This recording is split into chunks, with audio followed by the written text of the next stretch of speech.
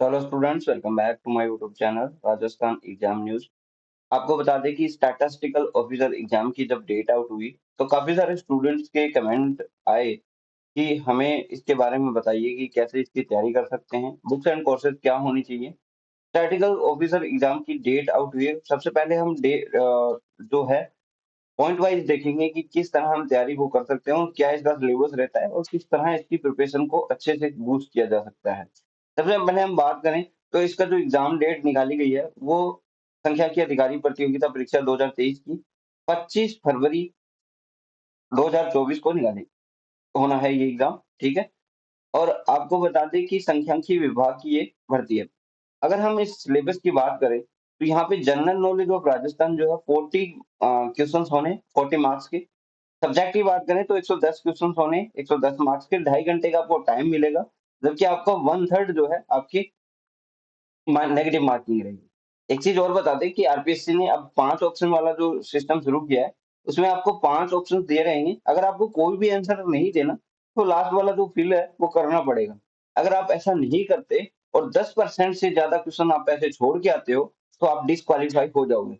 आपने देखा होगा लगभग 2000 के आसपास स्टूडेंट जो है आरएस प्री में फेल हुए, डिस्क्वालीफाई हुए। किस वजह से? उन्होंने 10% से ज्यादा जो है खाली छोड़े थे सर्कल्स।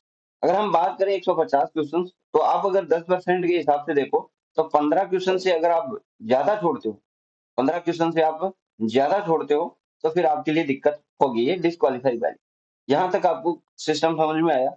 अगर हम बात करें सिलेबस की तो सिलेबस राजस्थान जीके के 40 क्वेश्चन है तो उसमें आपकी सारी चीजें आपकी कवर अप है। देखिए, arts and cultures, arts and culture, ठीक है, ज्योग्राफी और हिस्ट्री, ये 3 चीजें होती है। और साथ में होता है करंट अफेयर। ये सारी चीजें आपकी कवर अप रहेगी। 40 क्वेश्चंस है, 40 मार्क्स के।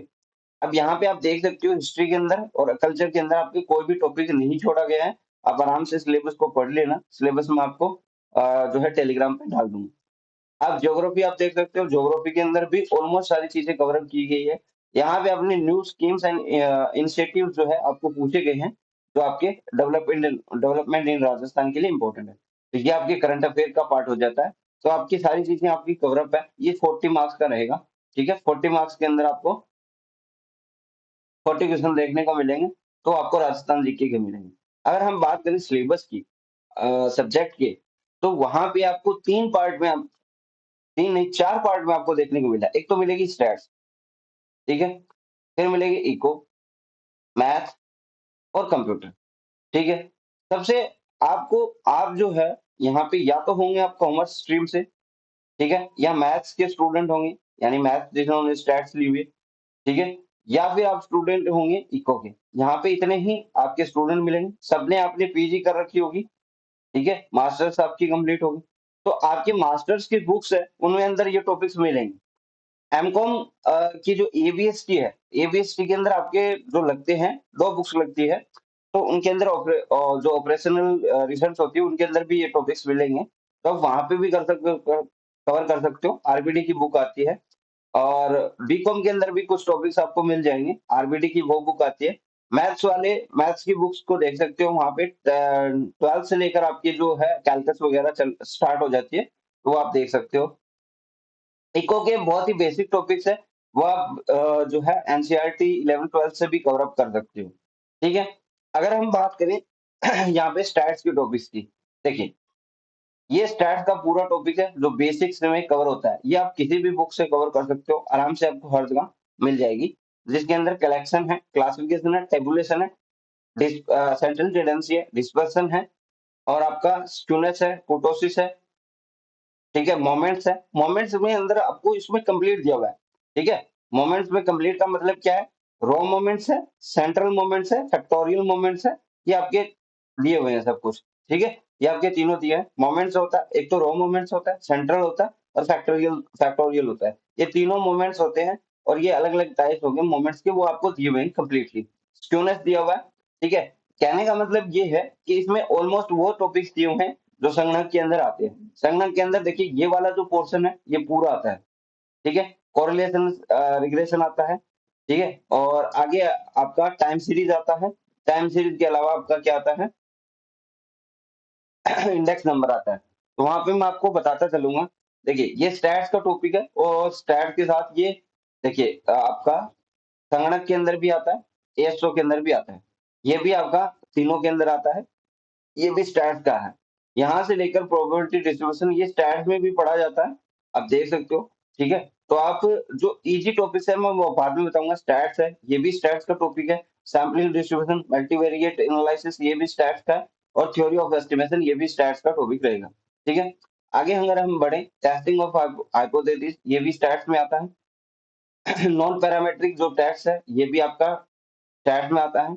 ये डिजाइन ऑफ सैंपल सर्वे, ये भी स्टैट के अंदर आता है। इसके कुछ टॉपिक्स जो है आपको संगणक और एसओ के अंदर भी मिलेगा, जैसे सैम्पलिंग यूनिट भी है, सैम्पलिंग फ्रेम भी है, फ्रैक्शन भी है, विथ एंड विदाउट रिप्लेसमेंट भी है, पॉपुलेशन पैरामीटर सैंपल एस्टिमेटर भी है। और आगे हम देखेंगे सैम्पलिंग नॉन सैम्पलिंग एरर भी है। ठीक है, रैंडम सैम्पलिंग है। ऑलमोस्ट इसमें सारी चीजें हैं आपके। ठीक है, तो ये आपको ध्यान रखना है। Design of sample survey easy रहता है। ये भी स्टैट का है, डिजाइन ऑफ एक्सपेरिमेंट। और टाइम सीरीज एनालिसिस, ये आपके स्टैट्स और ये तीनों के अंदर आता है, तो ये भी आपका स्टैट का टॉपिक्स है। ठीक है, वाइटल स्टैटिस्टिक्स, ये भी आपका स्टैट्स का है। और इंडेक्स नंबर, ये भी आपका स्टैट्स का टॉपिक है।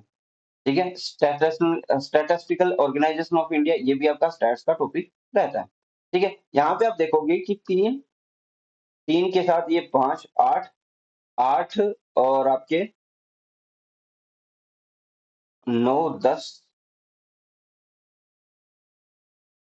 मतलब ये ऑलमोस्ट जो आपके कितने हो गए, 9, 10, 11, 12, 13, 14, 15, 15 टॉपिक्स आपके ऐसे हैं जो आपके स्टैट से लगेंगे। ठीक है, अब मैं आपको बताता हूँ कौन कौन सी यूनिट आपको तैयार कर सकते हो इजीली। ठीक है, जिन्होंने नहीं पढ़ा है वो भी तैयार कर सकते हैं, जो मैथ के स्टूडेंट है। ये एक यूनिट है, ये स्टार्टिंग वाली, ये आप इजीली तैयार कर सकते हो। ठीक है, कोरिलेशन रिग्रेशन भी आप इजीली तैयार कर सकते हो। प्रोबेबिलिटी के अंदर जो ऊपर वाला जो पोर्शन है, ये डिस्ट्रीब्यूशन के अलावा ये आप तैयार कर सकते हो। ठीक है, और सैम्पलिंग डिस्ट्रीब्यूशन जिन्होंने पढ़ रखा है उनके लिए अच्छी बात है, लेकिन ज्यादा कोशिश मत करना। जिनको नहीं आता वो उनके लिए बेसिक नहीं होगा, ये थोड़ा सा मुश्किल पड़ेगा। ठीक है, यहाँ पे हम देखें sampling distribution, theory of estimation. इसके अलावा अगर हम देखें test of hypothesis, design of sample survey, easy topics है, ये आप तैयार कर सकते हो। ठीक है, टाइम सीरीज आप तैयार कर सकते हो, इजी टॉपिक्स है। अगर हम आगे बताएं तो इंडेक्स नंबर भी आप तैयार कर सकते हो, वाइटल स्टैट्स आप तैयार कर सकते हो, और स्टैटिस्टिकल ऑर्गेनाइजेशन आप तैयार कर सकते हो। आप 15 यूनिट में से आप 8 यूनिट तैयार कर सकते हो, अगर आपने पढ़ी हुई है और नहीं पढ़ी हुई तो भी। ठीक है, इनको आप अच्छे से तैयार करोगे। और मेरा मानना ये है कि आप नोट्स से तैयार करें, इसके बारे में हम लास्ट में बात करेंगे। पहले हम देख लेते हैं कि कितनी यूनिट्स आप तैयार कर सकते हो और कितनी यूनिट्स दी हुई। इकोनॉमिक्स के जो है आप सारी यूनिट्स तैयार कर सकते हो। इसमें आपको थ्योरी है, थ्योरी आप कहीं से भी पढ़ सकते हो, यूट्यूब के अंदर भी आप अच्छे से पढ़ सकते हो, और इसमें ऐसा कुछ भी नहीं है जो आप नहीं पढ़ सकते हो और आपको समझ में नहीं आएगा। ठीक है, इसमें देखिए micro, macro, public finance, international, जो आपकी इकोनॉमिक्स है, इकोनॉमिक्स ग्रोथ है, ये आपके 5 टॉपिक्स हो गए। और इंडियन इकोनॉमी, ये 6 टॉपिक्स। देखिए स्टैट के अंदर आपकी 15 में से आप कितनी यूनिट तैयार कर सकते हो, 8 यूनिट। मैथ्स की आप जो है 6 की 6 यूनिट तैयार कर सकते हो। और मैथ की अगर हम बात करें तो 1, 2, 3, 4 और 5, 5 यूनिट्स है। लेकिन आप जो स्टूडेंट मैथ्स के है वही इनको अच्छे से तैयार कर पाएंगे। फंडामेंटल कंप्यूटर जो है आप सभी लोग तैयार कर सकते हो। इतना ही आपका जो है इसमें सिलेबस है। अब हम बात करते हैं कि आपको तैयारी कैसे करनी है इसके अंदर। सबसे पहली बात तो उन चीजों को अवॉइड करो जो आपको नहीं आती, जैसे मैथ्स हो गई, ठीक है, और इको हो गई, आपकी स्टैट्स हो गई, और कंप्यूटर। ठीक है, इसमें ये जो जो है ये तो कंपलसरी है, सभी लोग तैयार कर सकते हैं इसको अच्छे से। ठीक है, यानी ये आपका एड ऑन होगा ही होगा। अगर हम बात करें इको और स्टैट्स की, इको और स्टैट्स की बात करें, देखिए इकोनॉमिक्स है और स्टैट्स है। इसमें आप जो स्टैट्स के स्टूडेंट है या इकोनॉमिक्स के स्टूडेंट है वो तैयारी स्टार्ट कर सकते हैं इसमें से। आप स्टैट में से 8 यूनिट तैयार कर सकते हो, चाहे आप कौन सी भी स्ट्रीम के हो। ठीक है, 15 में से। ठीक है, 15 यूनिट्स में से आप कितनी तैयार कर पाओगे, 8 यूनिट आप आराम से तैयार कर सकते हो। ठीक है, मैथ वाले जो है आप जो अगर स्टूडेंट है कॉमर्स के, इकोनॉमिक्स के, तो आप नहीं तैयार कर पाओगे, उसके अंदर आपको टच भी नहीं करना। इसकी 5 यूनिट्स है, आप टच भी नहीं कर सकते। और जो मैथ के स्टूडेंट हैं, वो 5 यूनिट्स तो ये अच्छे से तैयार करेंगे ही। 8 यूनिट्स आपके पास रहेगी स्टैट्स की, और 5 यूनिट रहेगी आपके पास, 6 यूनिट्स रहेगी इको की, और कंप्यूटर आपको कंप्लीट तैयार करना है। तो मैथ स्टूडेंट के लिए एडवांटेज ही रहेगा कि आप जो है सबसे ज़्यादा पोर्शन कवर अप कर सकते हो। ठीक है? क्यों? क्योंकि मैथ जो है ना, अभी अगर कॉमर्स वाले पढ़ना शुरू करेंगे तो भी नहीं आ पाएगा, इकोनॉमिक्स वाले पढ़ना शुरू करेंगे तो भी नहीं आ पाएगा। ठीक है? इस चीज़ का ध्यान रखिए। लेकिन कॉमर्स वालों के लिए ये बेनिफिट है कि वो स्टैट्स को अच्छे से तैयार कर सकते हैं, पूरी की पूरी यूनिट्स। अगर आप 8 यूनिट्स कॉमन मानते हो, तो उसमें से लगभग 7 है ना, उसमें से 5 तैयार करी जा सकती है। इतना कुछ मुश्किल नहीं रहेगा जिन्होंने पीजी कर रखा है। ठीक है? ये ध्यान रखें। कंप्यूटर सबको तैयार करना है। अब बात आती है कि बुक्स और कोर्सेज़ में से क्या बेटर रहेगा? देखिए, कोर्सेज़ में ये होता है कि आप बन जाते हो, और एक चीज़ को आप वो पढ़ाते हैं, फिर आप नोट्स बनाते हो, फिर उनको पढ़ते हो, तो काफ़ी टाइम लगता है। इसलिए आप कोशिश कीजिए कि जितने पॉसिबल हो उसके उतने नोट्स लीजिए। और मैं ये कहूँगा कि आप जितना पोर्शन तैयार करते हो, वो अच्छे से तैयार करने की कोशिश कीजिए, ना कि आप सारे चीज़ों को लेकर चलें। जैसे मान लीजिए आपके पास काफ़ी टाइम रहेगा, तो राजस्थान जी की आपको अच्छे से तैयार करना है, ठीक है? ये आपके 40 क्वेश्चन्स हो जाएँगे, ठीक है? आपको स्टैट्स अच्छे से तैयार करनी है, उसमें से लगभग जो है कॉमर्स वाले जो कॉमन स्टूडेंट 10 यूनिट तैयार कर सकते हैं, कॉमर्स वाले लगभग जो है 12-13 यूनिट्स तैयार कर पाएँगे, ठीक है?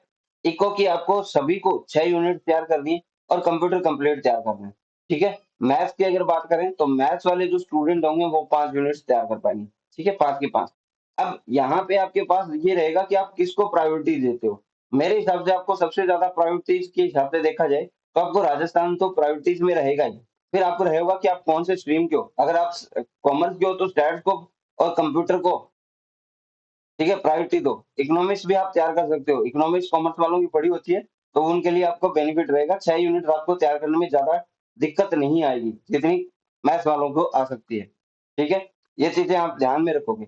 अगर हम बात करें बुक्स की, तो कॉमर्स वाले एक तो बीकॉम की बुक्स आती है आरबीडी की, ठीक है? मैं इसके बारे में अलग से फ़ोटो और वीडियो डाल दूँगा, ताकि आपको बुक्स का पता चल जाए।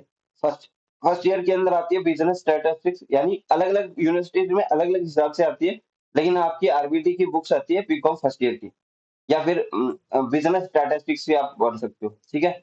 आरबीटी की एक बुक आपको यहाँ पे ऑपरेशनल रिसर्च भी मिल जाएगी, जिसके अंदर ऑलमोस्ट ये सारी चीजें रहेगी। वो मैं अलग से आपको बुक्स दिखा दूंगा, ठीक है? वो एमकॉम के अंदर चलती है, ठीक है? ये रहेगी बुक्स आपकी। इकोनॉमिक्स जो है आप एनसीईआरटी से भी तैयार कर सकते हो। एनसीईआरटी से 11th-12th की जो बुक्स है, वो आपको बहुत फायदेमंद रहेगी। कंप्यूटर के लिए आप एमसीक्यूज पे डील कीजिए, आरसीईआरटी के क्वेश्चंस हो गए, ठीक है? आप थ्योरी वैसे पढ़ोगे तो याद नहीं होगी, कुछ चीजें आपको क्वेश्चन से सॉल्व आउट करनी होगी। और चीजें एक बात मैं बताना चाहूँगा कि आप ज़्यादा से ज़्यादा एमसीक्यू ज़रूर शुरू कीजिए। स्टैट्स की आपने कितनी भी थ्योरी पढ़ी हो, लेकिन अगर आप एमसीक्यूज़ नहीं बना पा रहे, तो आपको दिक्कत होगी वहाँ पे। क्योंकि एग्ज़ाम्स में आपको वहाँ पे थ्योरी कोई नहीं पूछेगा, आपसे पूछे ही जाएँगे एमसीक्यूज़। वो भी अलग तरीके से पूछे जाते हैं। उनका थोड़ा-सा डिफरेंट मोड लेके, है ना? क्योंकि इज़िली आपको अगर सामने उत्तर रख के पूछा जाएगा, तो आप बता ही दोगे, है ना? थोड़ा घुमा के पूछा जाता है। बाकी कोर्स के लिए कोर्सेज़ और नोट्स के लिए मैं नीचे आपको डिस्क्रिप्शन में लिंक छोड़ दूँगा, वहाँ से आप जाके चेकआउट कर सकते हो, ठीक है? आप उनसे कॉन्टैक्ट कर सकते हो, ठीक है? और कॉमर्स एंड मैथ क्लासेस का भी एक एमसीक्यू बैच चल रहा है, आप उनके लिए उनको भी पूछ सकते हो। अगर आपको पसंद आता है तो आप लीजिए, अदरवाइज़ कोई वो नहीं है। लेकिन एक चीज़ ये मैं बताना चाहूँगा कि मेहनत पे आप किसी पे डिपेंड मत रहना, आप अपने हिसाब से मेहनत कीजिए।